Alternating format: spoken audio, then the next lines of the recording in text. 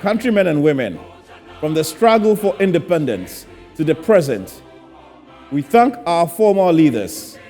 I also want to urge young Ghanaians to board the train, to change the trajectory and bring paradigm shift. We celebrate 63 years as a republic from a crown kilometers away today. We're still debating if the black man is capable of managing his own affairs. Was a good idea for us and our children. Alternative Force for Action will announce many reform programs in the coming months. On Republic Day, I think about constitutional reforms. After we gambled with 3 more republics to turn our fortunes around while repeating the same mistakes that sink our peoples decade after decade, we still suffer from 4th Republic disparity and inefficiency. We're still economically and politically dependent on colonial masters. Although many well-meaning Ghanaians have urged for a revision of this constitution in the best interest of Ghanaians, both political leaders who have taken turns remain resolute. The 4th Republic Constitution was rushed to get us out of military control and into a multi-party democracy dominated by 2 major political parties. Today, I join proponents of a constitutional review to repeat my long-held belief that 30 years of our 4th Republic Constitution has failed Ghanaians and must be reviewed. In general elections, our Constitution requires a 50+1% majority. When no party hits the mark, the contest becomes a party contest.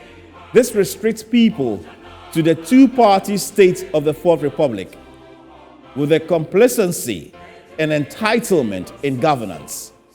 This law must be changed to eliminate the runoff and require alliance with fringe parties. This would first and foremost help resolve people's anger against the 2 dominant parties and allow for a new and revolutionary government ideas. A revised constitution must rethink the president's disproportionate appointing powers. Constitutional nominations transcend political regimes and must be bipartisan. Although such appointments have been mostly independent, history shows that they tend to support presidents' political views. So I propose a committee with equal membership and authority drawn from the 2 leading parties in Parliament and supported by the National House of Chiefs to jointly nominate someone they are confident in for the president's appointment, to build political and public trust in non-constitutional bodies like the Attorney General, decoupled from the Minister of Justice, the National Development Planning Commission, and the Inspector General of Police appointments and others must be bipartisan. Our Constitution must limit ministers of state.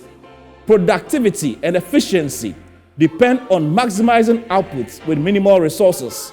If the highest office cannot do this and ensure that it is reproduced in all public sectors, our search for fiscal prudence is doomed. Thus, the Constitution must require governmental agency measures, closures, and staff reassignments to minimize costs. Jobs for the boys' agencies waste state resources by duplicating roles. Thus, institutions are often confused or at odds over who does what. The Constitution must provide power separation. Parliamentarians are appointed by the nation's chief executive, which institutionalized chronism between the legislature and the executive they supervise. Under this setup, the legislature serves the executive rather than the constituents. Some proponents doubt the function of the vice president. I believe the office of the vice president is essential to national peace and stability. Let's sustain this investment.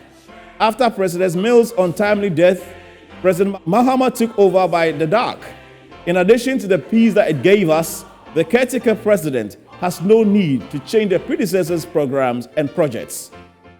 Countrymen and women, a constitution that solely addresses the method of determining compensation for Article 71 office holders and purposefully ignores all other public officials' salaries cannot be people's constitution.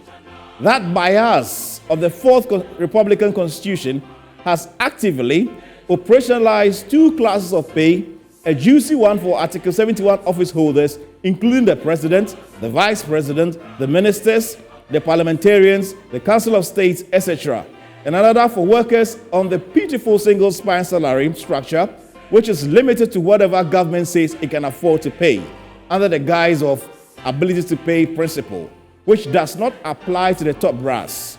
Some receive unjustified ex gratia or retire on their wages. All public officials should retire on their salaries for the same reason as the top brass.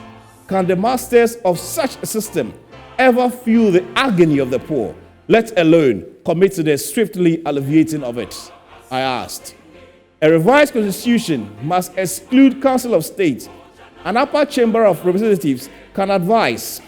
This body should include traditional paramountcies and professional bodies.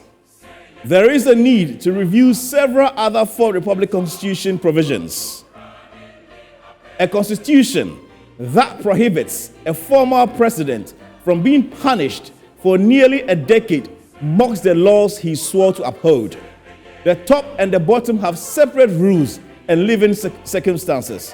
One nation, two destinies dictated by a constitution. Dear countrymen and women, this year's 30 years of our Fourth Republic, where are we now and where are we going? Our struggle for independence apparently only moved us from one colonial master who lived many miles away to a neo-colonial master who lived right here among us, stamped upon us by a constitution that only benefits the top hierarchy and subjugates everyone else. The Fourth Republican Constitution must be revised to benefit all Ghanaians, regardless of tribe, town, village, gender, age, political or religious affiliation. May God bless our homeland Ghana and lead this nation to international greatness and wealth, bold to defend forever the cause of freedom and of inalienable and unambiguous rights. Thank you.